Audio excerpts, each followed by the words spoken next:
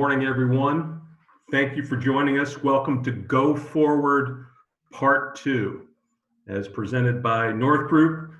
We want to start with thanking our colleagues, Roger and Gina, for the really exceptional job they did on Tuesday's webinar and kind of setting up this concept of what Go Forward plans look like.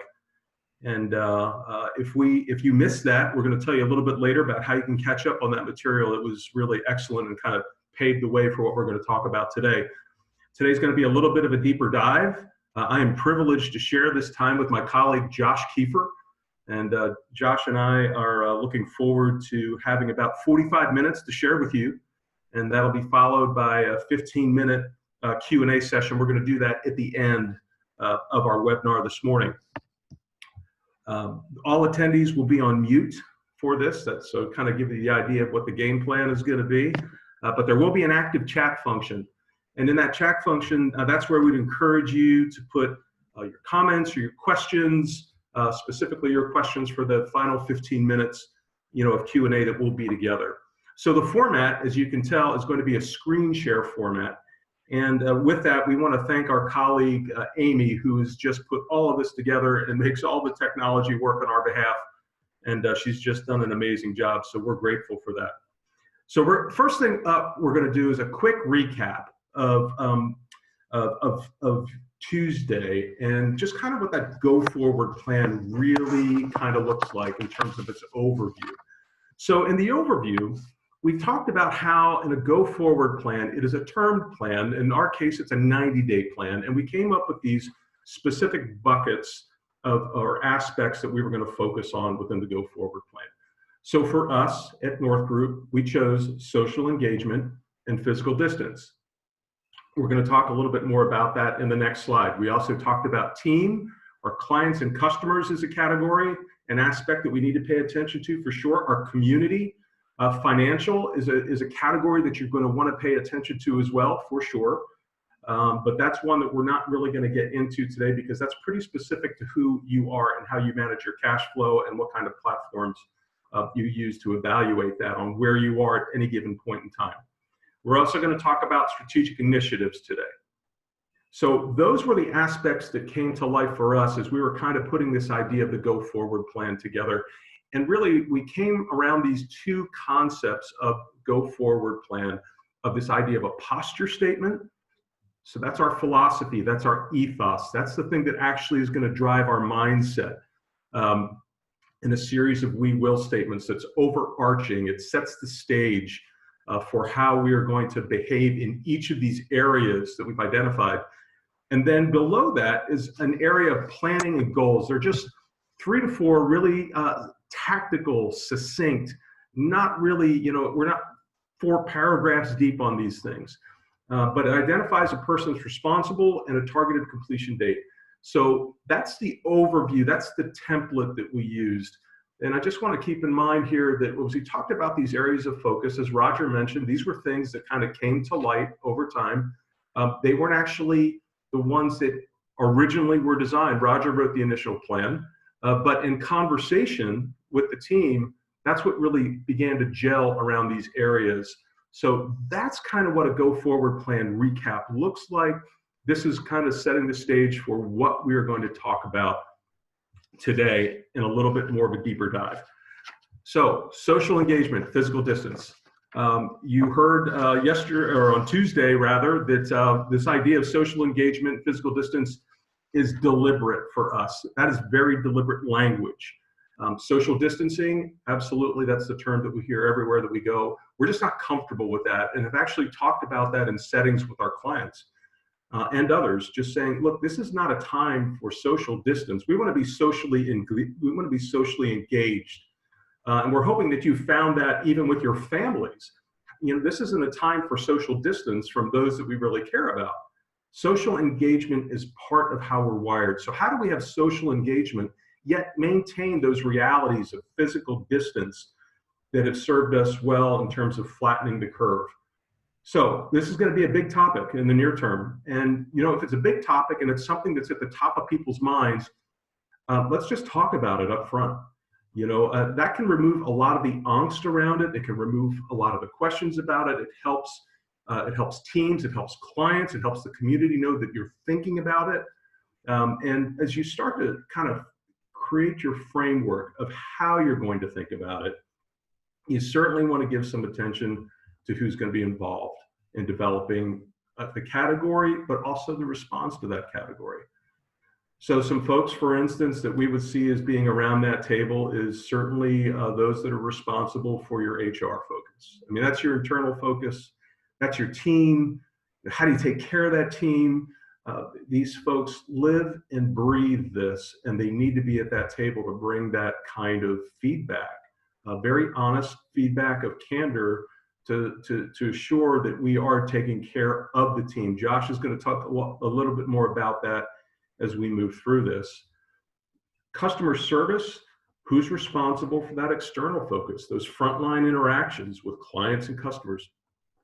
Really important because again, it's not just the internal teams that are going to have questions about this. Your clients and customers are going to have questions about it as well. So much of this is grounded in some physical realities, but a lot of it is also fueled as psychological, emotional realities. And when there is a lack of information that's in there, we seldom connect the dots well. So the idea of getting the folks around the table that are able to have these conversations and develop this category out, super important.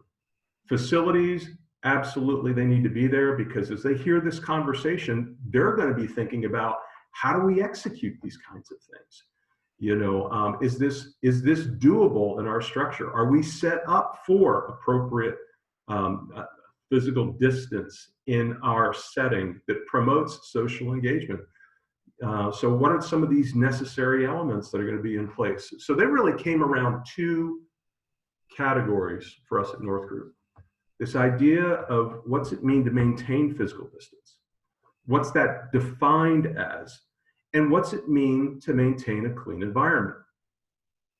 Right? So when we start talking about these things and maintaining a physical distance, it has to do with things like office setup. It also, in our case, had to do with lunchroom. You know, we've got some tables in a space where everybody can kind of get together, and we made some decisions about what was going to be reality in that and what was not going to be reality in that, even down to the kind of snacks that we provide. They were going to be individually wrapped. They were no longer going to be like a communal jar that you could use a scoop for. You know, it's getting down to that level, because folks are watching at every one of those levels how you're going to handle that. Have we thought about it? Have we been thoughtful about it? Maintaining the clean environment, you know, that has a lot to do with the protocols. You know, for instance, how often is the cleaning going to occur? Are adequate supplies on site? In your case, I'm going to be asking about availability of PPE kits. You know, are there face masks that are available readily? So how does the front desk that interacts with a lot of your, if you've got folks that come, as we do, clients to that front desk area, sometimes in a day we'll see 50 to 60 clients. What does that look like there as well in terms of helping to maintain the clean environment, maintaining an appropriate physical distance? For instance, you know, when we have a client that shows up, are we expeditious in getting out there to meet that client so that that space clears for the next client that's coming in? All of those kinds of things matter at that level when we're talking about maintaining physical distance and maintaining that clear environment. Questions that your team is going to be asking, your clients are going to be asking, your community is going to be asking around this topic. One of the things that we thought about was an FAQ page for the team. You know, what does that look like for our team? And what are some of the questions that not only we anticipate, but what are some of the questions then that folks have? So there's a framework that's in there, and you're talking through that with them. So we would have questions that came in. Again, in our case, we would have folks that would say, so suppose I have a client, and that client wants to meet in person, but I'm not sure, given where things are in this world of red to yellow to green, or there could be some very legitimate and understandable health concerns or family settings that are going to frame how someone thinks about these things. The FAQ page helps somebody to know how to respond to some of these requests. For instance, one of the things for us was, okay, so let's your comfort level matters. If a client asks to meet and you're not comfortable, that's okay. Suggest alternatives.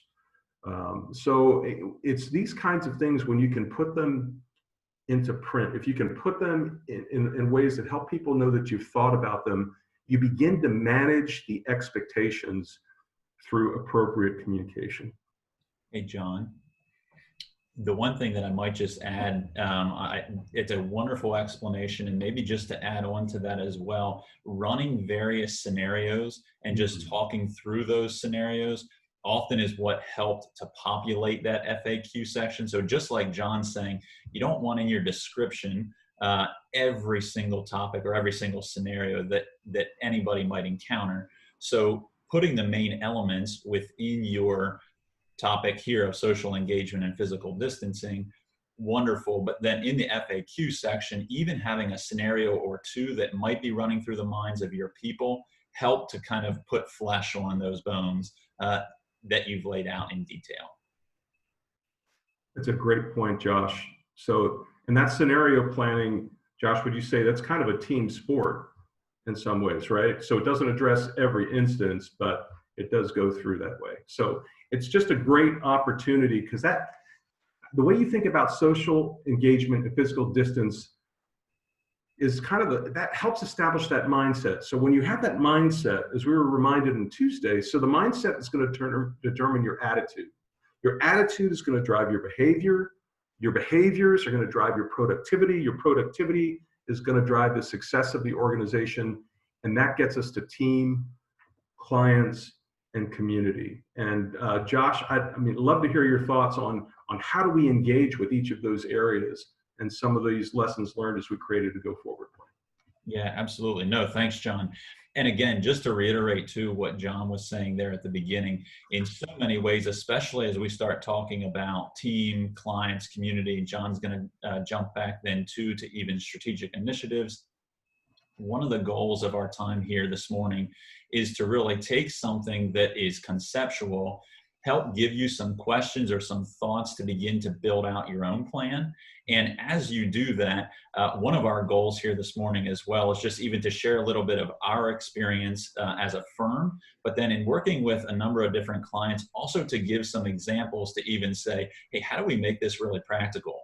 Both for ourselves as leaders, as well as for our people, that as we explain this, as we talk this through with them, they feel like, wow, I see the applicability right now as we're either back already or coming back as to how we use this plan and make it really feasible. So to John's point, one of our huge encouragements is start with those closest to you.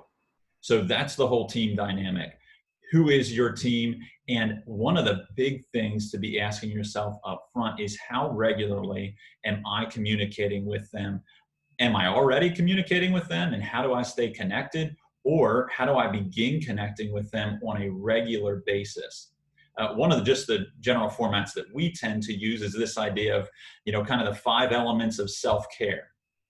How are they doing emotionally? How are they doing physically, relationally, spiritually, intellectually? And it might seem funny to break it out into that much detail, but part of why we at least pose this question is so that as a leader, you are thinking in these terms, but sometimes for your people or your team members, they might be really feeling out of sorts or unbalanced, and they themselves might not be able to pinpoint it. But for us as leaders to be able to ask a question specifically in any one of these categories might help them even to discover exactly what is going on. Hey, John, just wanted to call and check in today. By the way, who all are you connecting with throughout your day? I realize that we're all working remotely. How's that going for you? Where are you getting your social interaction from? Or, hey, look, I realize I'm working out of my basement all the time now, and I am not getting up and walking around or going to clients' places of work. So maybe my physical well-being is down significantly, whatever it might be, these 5 categories just provide a framework for conversation with your team. Second one there is to make sure that you're checking in regularly as well. Build into your plan a check-in with your people around how is their workload individually or even departmentally. Now, the sub-bullet here that we have is because as leaders, a trap that sometimes we can fall into is we think that we see the whole picture, and sometimes we can guess. I can think about a certain department and I can be evaluating it either from a financial standpoint or just, from the outside, how's that really going? Don't guess. Ask the question of that department leader or that individual as a whole, just to really say, hey, by the way, how are you experiencing the workload? Because if I, as a leader, think that we've significantly slowed down, maybe I'm just assuming that everybody's workload is way down. And on the other side, I might think, hey, you know what, we've got to get after this while the getting's good, and we've got to make sure that we're running hard. But am I sure that everybody feels the same way that I do? So don't guess. Make sure that you're asking your department leaders, and make sure that you're checking in with individuals as well, to just say, hey, how are we doing? How are you doing personally? What's the workload feeling like in the midst of this? Third one there is, again, are there meeting structures? Are there rhythms, content that needs to be changed? We're going to go ahead and say yes.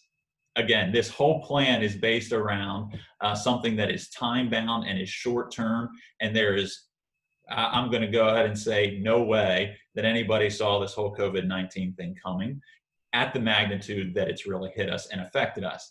So that being the case, we have needed to react in a certain way.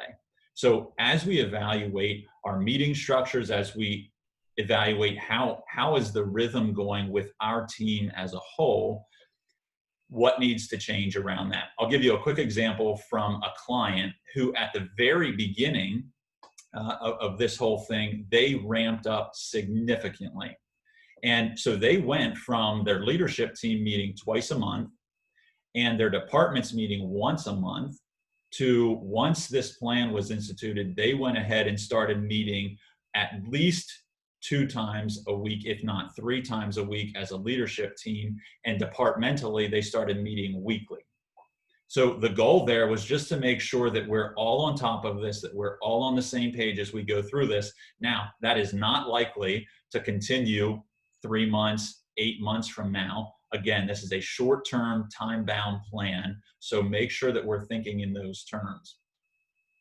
How do we strengthen team cohesion and engagement? This is a really big one, not to have drop off our radar during this time, especially if we sit at one of what I'll say 2 ends of the spectrum, which is that we have significantly slowed down and or almost stopped business, or on the other end, we have ramped up and we are running really, really hard. In either case, team cohesion and engagement is absolutely paramount during this time.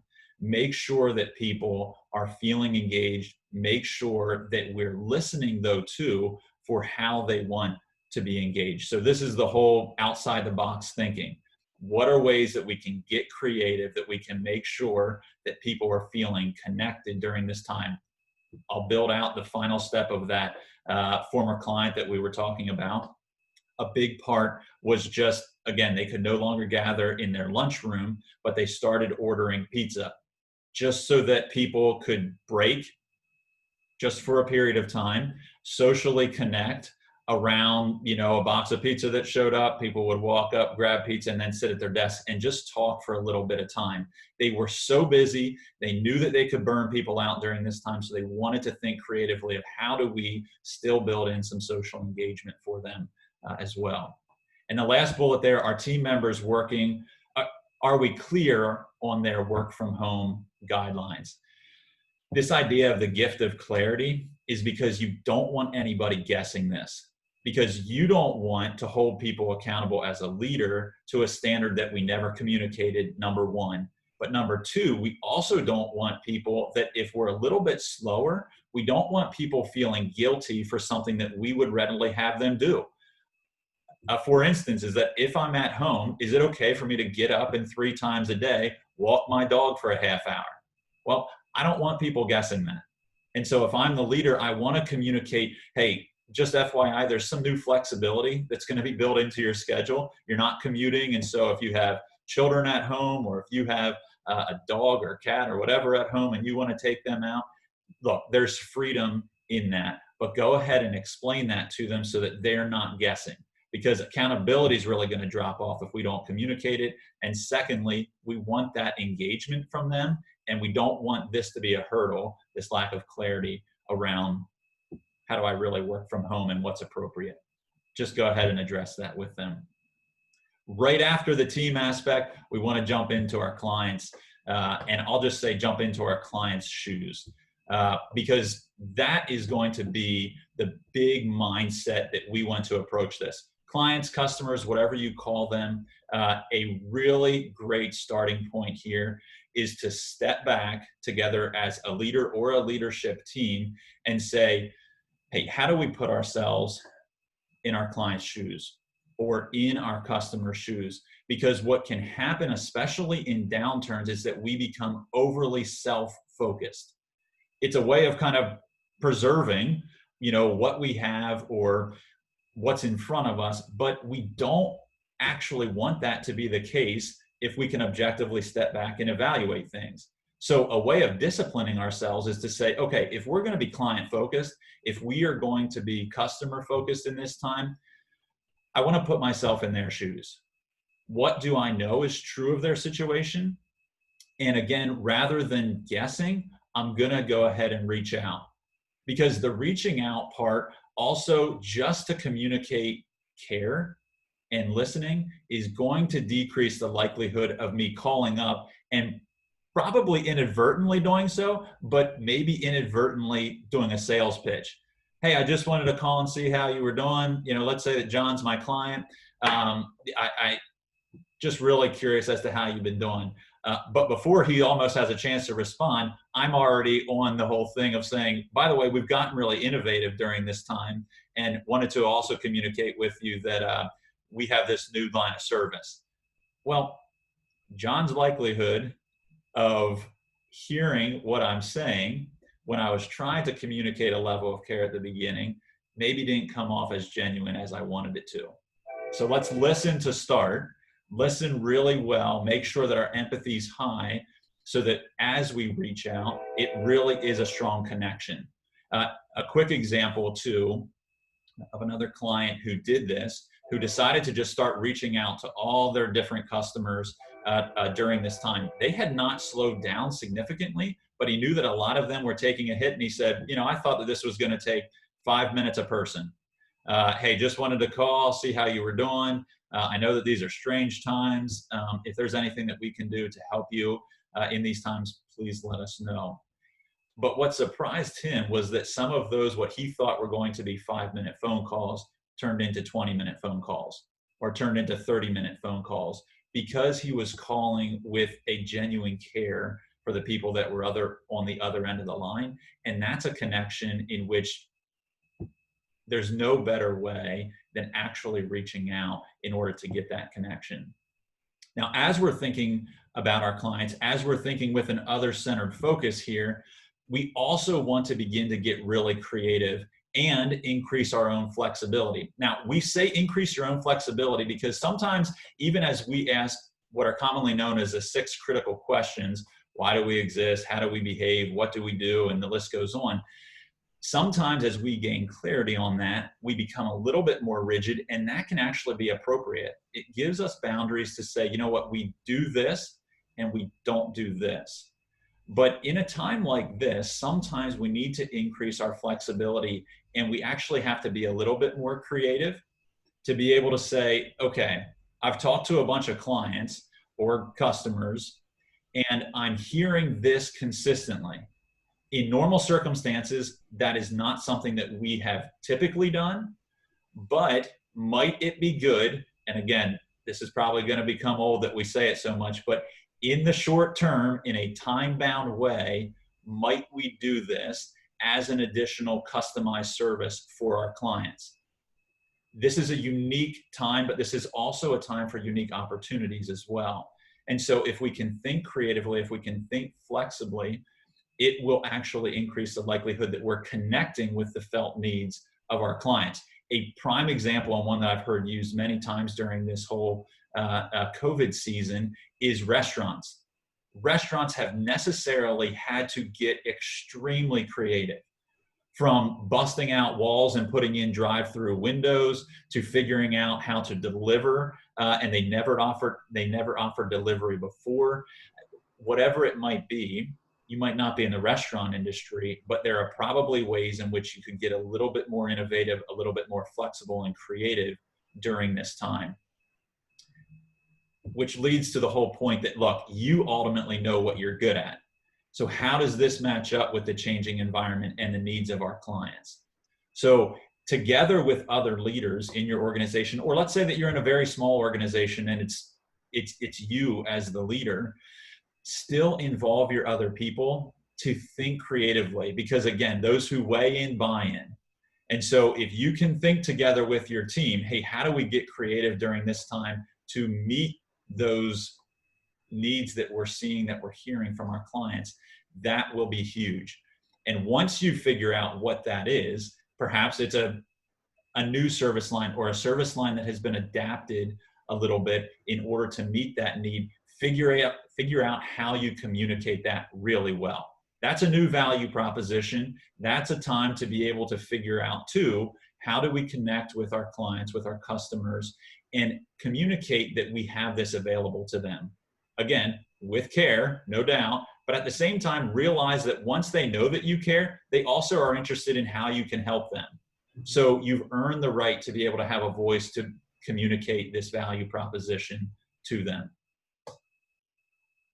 Community is the third one that we're going to tackle here. Sometimes as we walk through this, the team aspect seems really clear. The customer, the client aspect also seems really clear. Community sometimes I think can have a little bit of a nebulous feel to it. Boy, why do we build in this idea of community within the Go Forward plan? You know what? It was very intentional for a major reason, as to say, as leaders, we have an obligation actually to make sure that yes, we're leading our teams well, that yes, we're leading our organizations well, but those organizations, those people that we lead sit within communities. And so we as leaders want to be connecting in with those communities on a regular basis. So number one is just to name who is your community. And there's not a right, wrong answer to this. We have seen plans in which people are very narrow and say, this is the community that organizationally we are wanting to connect with. But from a personnel standpoint, from an employee standpoint, we want you to broaden that, think outside of that. But this is going to help your people to understand where are we wanting to focus our efforts. Because if we disperse this too far, the impact felt might be a little bit challenging for team members to say, oh, I totally get why we're focusing that broadly. If we can name 2, 3, 4, 5 areas of impact that we are hoping to have in our community, that will significantly benefit everybody. It will also give you as a leader a chance to really determine how do we build somewhat of a plan to have a greater impact there. So have seen everything from people naming specific organizations within their community that they want to focus on. They have narrowed it a bit more broadly to say, you know what, food is something that we want to make sure our community has access to. And so in turn, that helped to shape, hey, our community, yes, is where we live and where perhaps we do business, but also the area in which we want to focus our efforts from a posture of generosity is within food-related issues, making sure that everybody has access to food, making sure that people are not slipping through the cracks. Some have focused on children. Some have focused on education. Again, no right, wrong here, but get clear about where you want to focus your efforts so that your team can really rally behind you as well. Lead and communicate with hope and encouragement. This is going to color everything that we're talking about. So hope and encouragement internally with your team, externally with your clients, but even when we're connecting with folks in the community, we want to be change agents. And so we want to be speaking with hope and encouragement. Now, I do want to make a very clear distinction here as well. Hope and encouragement does not mean everything is always bright and sunshiny. And I want to make that distinction because sometimes it can almost feel like we are disconnected from reality, and we're almost so far out there that it's hard for people to relate. We don't want that. And so it's important sometimes to acknowledge the challenges perhaps that are in front of us, but how are we viewing those? And are we seeing opportunities? How are we encouraging? How are we also being hopeful during that time, again, so that people can hear us? And it doesn't seem like we're just, again, disconnected and it's all daisies and sunshine all the time. The idea of making this practical as well is where this idea, for us personally as an organization, but have also walked with some other organizations in their development of these plans, where they've made it really practical around the idea of volunteerism, of saying, hey, how do we get really practical and innovative about service opportunities, whether we're busy or whether we're slow? A temptation for leaders here can say, hey, if we're really slow, we have the time and we can afford to do that. If we're busy, we don't. Just because we're busy, it doesn't necessarily mean that our communities are busy, and it doesn't necessarily mean that all of our people that are within our organizations are equally as busy and or live in contexts where that busyness is not felt.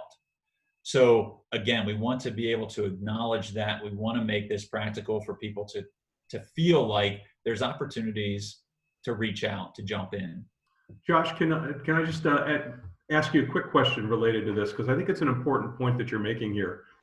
When you begin to become involved in community, how important is it that there is some kind of legacy of relationship already with the community, as opposed to, hey, you know, we've determined something we're going to hop into, and that's an okay motivation too, right? But can you tell me a little bit about that?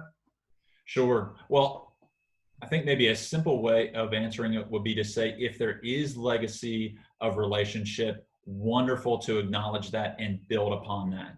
And so, yes, if there's already connections, it's a great point, John. If there are already connections within the community, wonderful to build upon that foundation rather than feeling like you've got to navigate a whole new relationship. If this is somewhat of a new thought, or there's not real legacy connections for yourself or your organization within the community, don't let that be a hindrance though. Go ahead and find those organizations that you can perhaps even begin to build that legacy relationship with, so that, again, even once this is done, you can build upon that foundation into the future as well. That's a great question, John. And again, hey, the beauty of volunteerism sometimes has a dual benefit.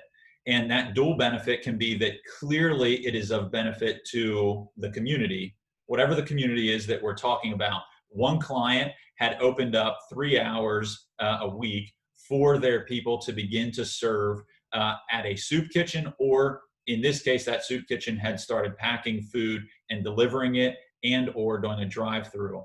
So that was a really clear benefit to the community. They needed additional hands to help pack the food, also to deliver it, and for those who were at the drive-through. So the organization providing those man hours was wonderful, but not only beneficial to their community, it became a huge benefit to their team.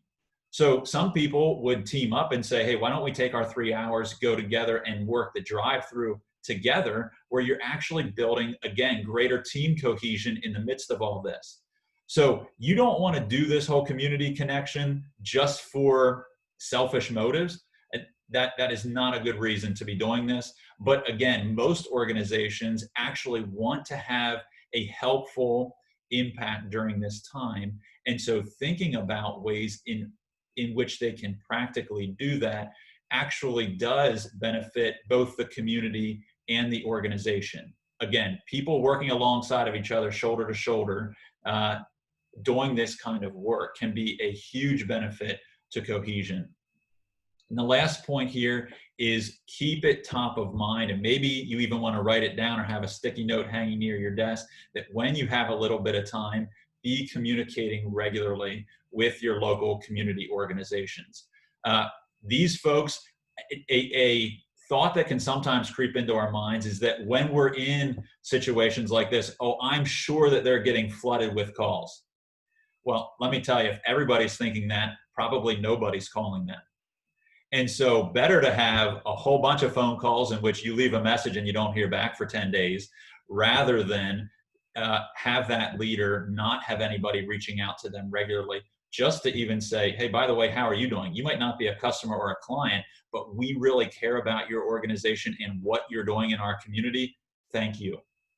That can go a very, very long way, does not take much time, and again, starts to build, actually, John, to your earlier point, legacy relationships for the future. So again, team, clients, community, these are core elements that we would say consider having these a part of your plan, building them out, involve your team to really continue to flesh them out as you move forward. But also, there are some things that are already in existence. Some strategic initiatives that we have. And so, John, help us unpack a little bit too. How do we have both a short-term plan and also what we started the year with, perhaps? What do we do with those strategic initiatives that we had coming into this? Sure, Josh, thank you so much. And it's such a great point. I couldn't help but think of the cycle that when you started from team and then you went to community, authenticity is really a key piece in that. In our interactions with our community, interactions with our team, these are all relevant, timeless principles.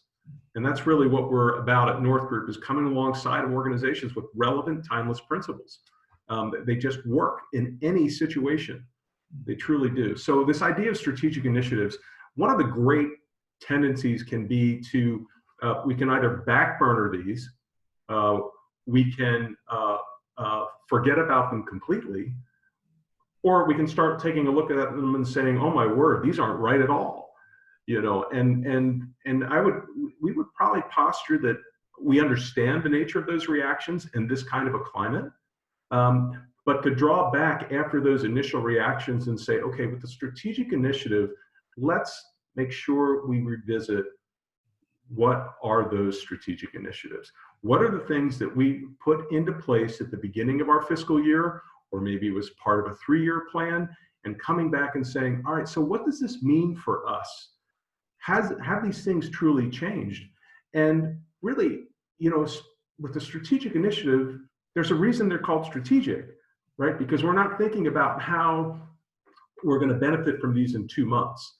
These are kind of the long view, and where we see ourselves going, and how we're going to get there, and then fundamentally, why are we going there in the first place, right? So you need to kind of come back to that and say, so why are these in place? And do they make sense? And more often than not, they really do. That was one of the things, again, early on at North Group, we went back and said, what are our strategic initiatives and how have they shifted? So they didn't change. Some of the timelines were adjusted. And because, there's this idea, right? To Josh's point, very few, if anybody that I know, saw a pandemic of this coming, right? Of this nature, and what the impact is going to be. So here comes this unique circumstance that requires us to think about a plan within a plan, and we think about that and we return to that and say, okay, so here are the 5 or 6 things that we had, and here are some of the things that we can actually accelerate, because some of them you'll be able to, because there could be some time available to do that in the planning process, and others may need to see a 30-day, 60-day, 90-day delay. But you're not going back to it and saying, oh my word, we need a whole different set of strategic initiatives.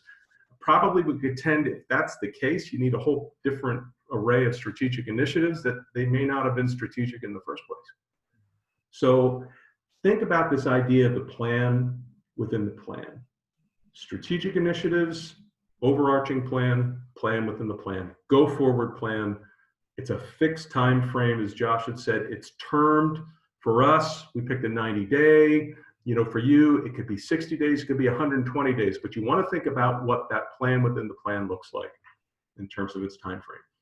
And you need to know that when you're coming up with this go forward plan in the context of your strategic initiatives, it's not everything you need to know, but it's everything you need to know right now. And how is that going to fit within this context as we move into a future? Because the reality is there is life beyond this plan. Right now, we're in this season where we're going from red to yellow and then from yellow to green, and everyone's trying to understand, okay, so exactly what does that mean? And this idea of setting things in context of a plan helps give direction to that. And direction kind of can help quell, again, this idea, one of the things that we talk about here at North Group is this idea that so much of small business is driven by psychology, is driven by morale, is driven by, and without a plan, right? Without a plan, I think we've heard in some other contexts, without a plan, people perish. Without this idea of where we're going and what are the guardrails and what are the guidelines to get there, things kind of go a little haywire. So there's life beyond this plan, but there is a bigger plan that's in place. So strategic initiatives, revisit them, do not abandon them. So that's going to be key. Amy, we can probably head on to the next slide. Thank you.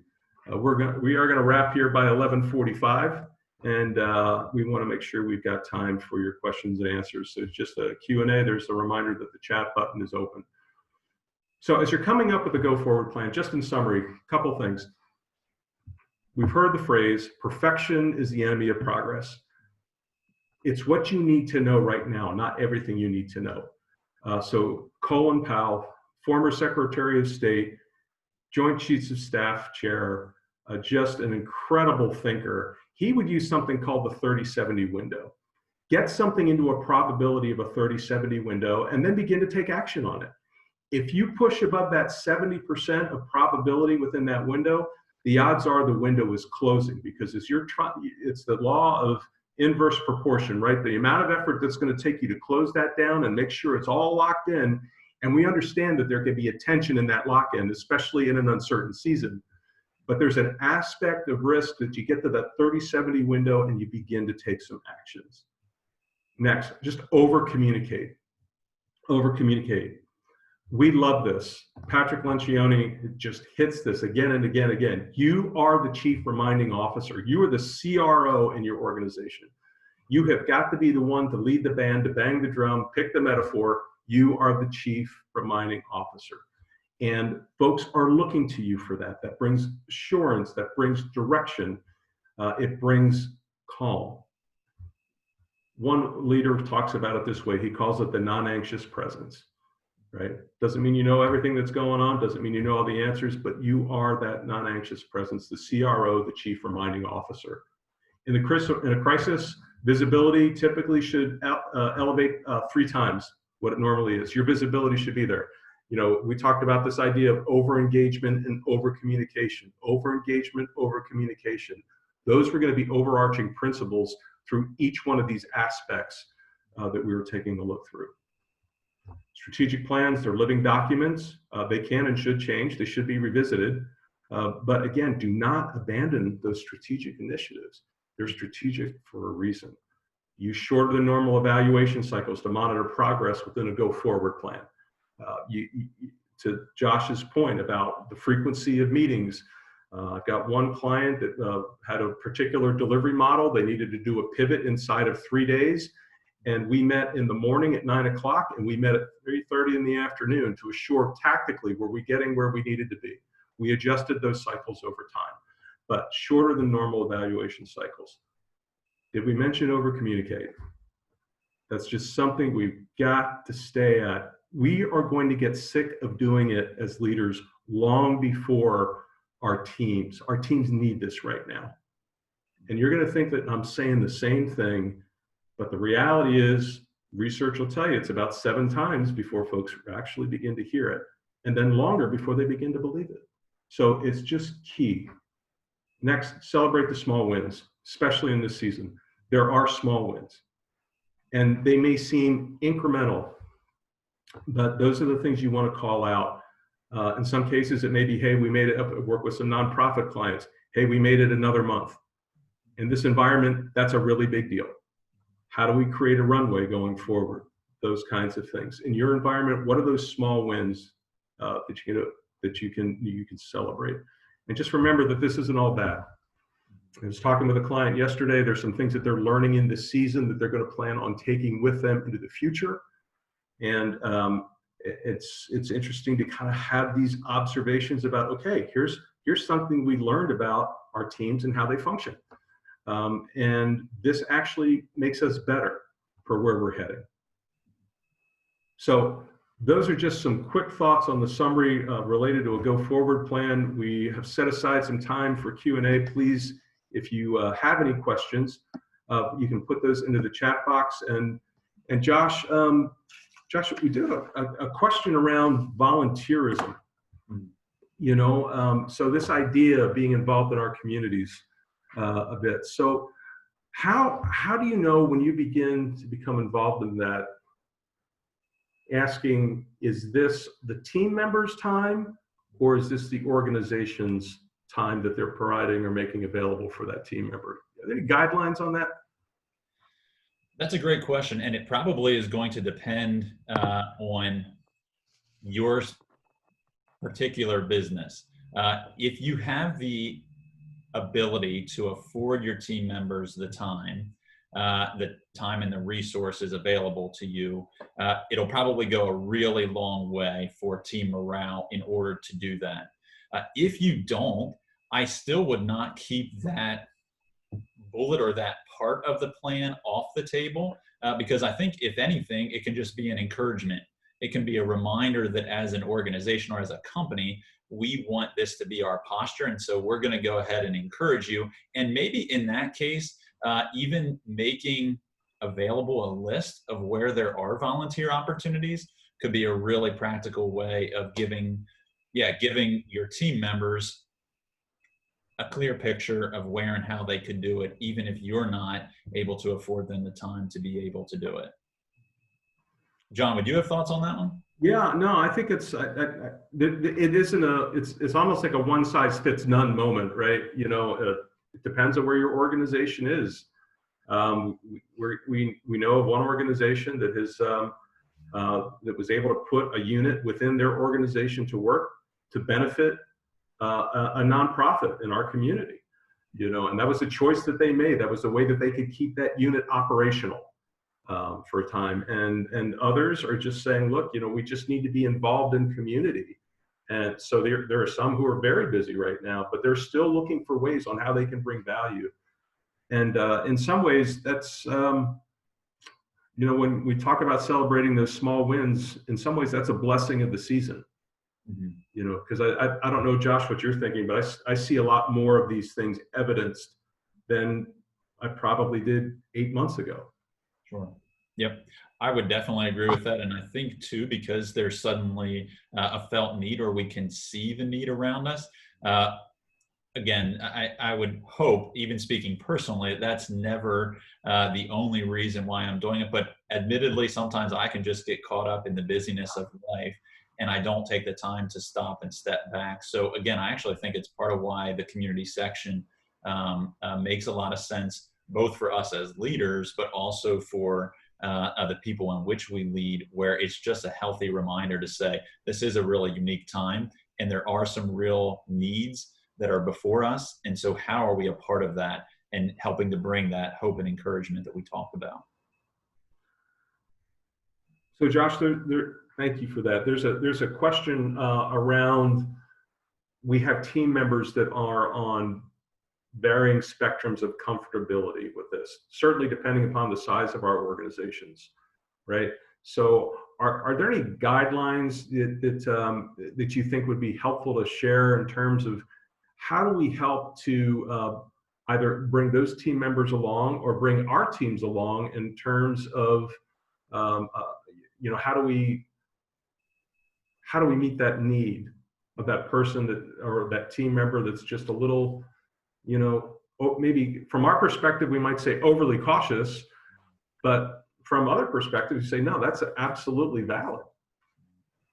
Yeah, that's a really great question. And I'll just say, I don't have a right answer to that. And I say that only because even in working with clients, I can think right off the top of my head, 3 different clients that are facing this right now, where they have reopened, 3, one of them 4 weeks ago. And they face this in a very real way, where some team members were saying, I'm not comfortable in coming back. From a perspective standpoint, I think an encouragement to leaders is to remain gracious during this time. And I think that that's more of a posture than it is anything.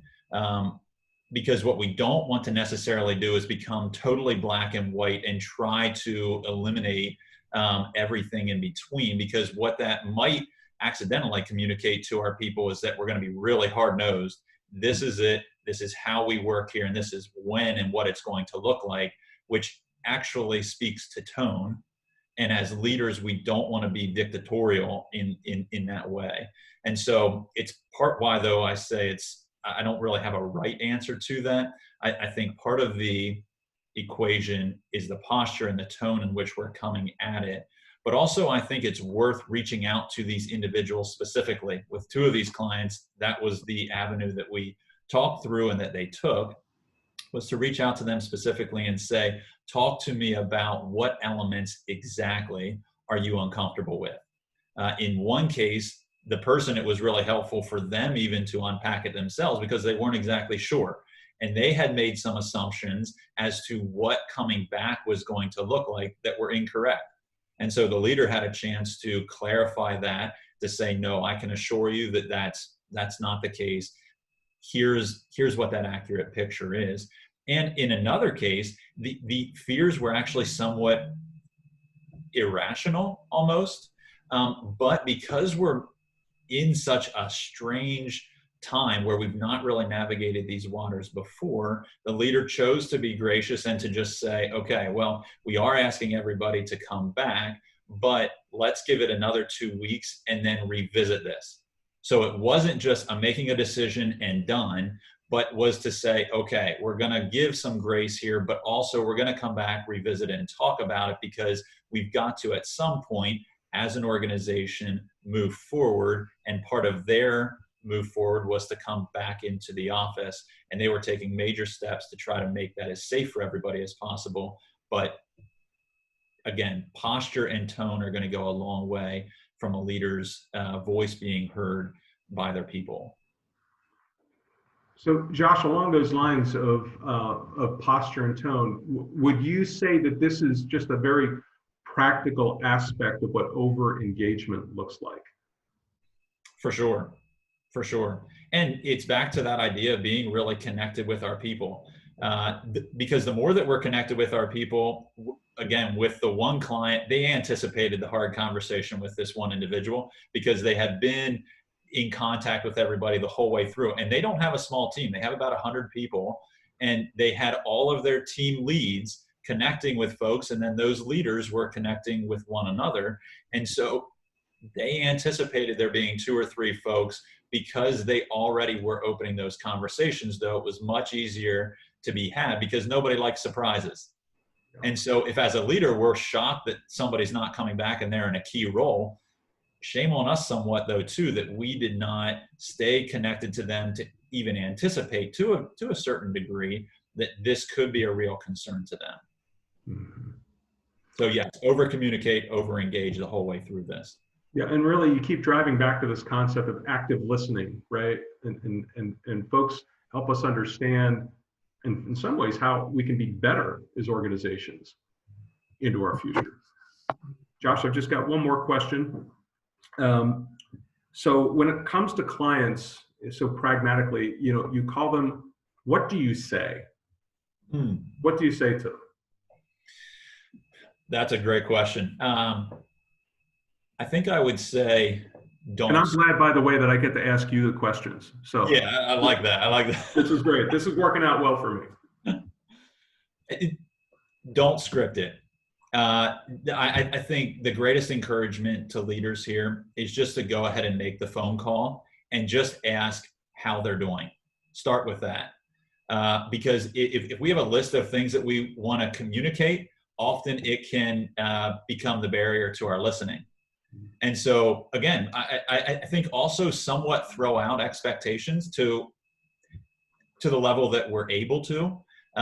Throw out the expectation that this is going to turn into a new business opportunity, or throw out the expectation that I'm going to talk to this person for 15 minutes. If I talk to them for 5 and they feel like I listened and heard them, and actually I genuinely cared about them and wanted to touch base with them, that's success.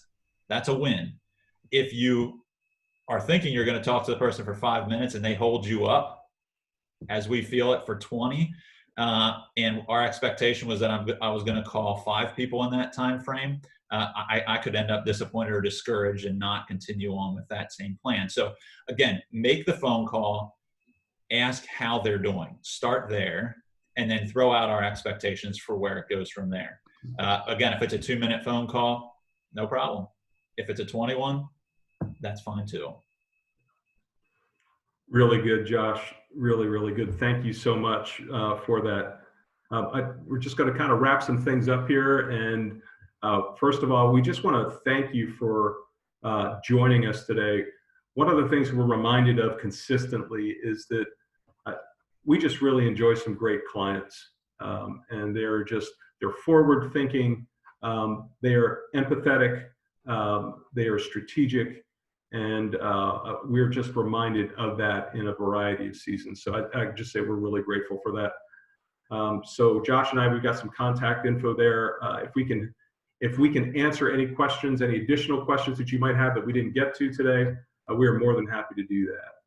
More than happy to do that. Absolutely. And I think too, our greatest encouragement in putting this material out there is to go ahead and develop a plan. Maybe you feel like it's too simple. Maybe you feel like the process is too cumbersome. As much as possible, step back as a leader, realize that something is better than nothing, especially when we're bringing clarity to a very muddy or cloudy time in situation as a whole. So bring that clarity and develop that plan, and don't get caught up in making it overly complex. This is something that you want people to be able to grab, catch the vision, understand the principles and the postures in particular around the main elements, and then release it. Back to what John was saying earlier, perfection is the enemy, and don't worry about getting it perfect. Get something down that resonates with your team and your clients, and get it out there into the hands of your team. Really well said, Josh. Really well said. I'm reminded that, right, people will follow a leader who's real over one who's right. Yeah, exactly. Yeah. So again, thanks for joining us. That'll conclude our webinar today. If we can help you, just don't hesitate to reach out.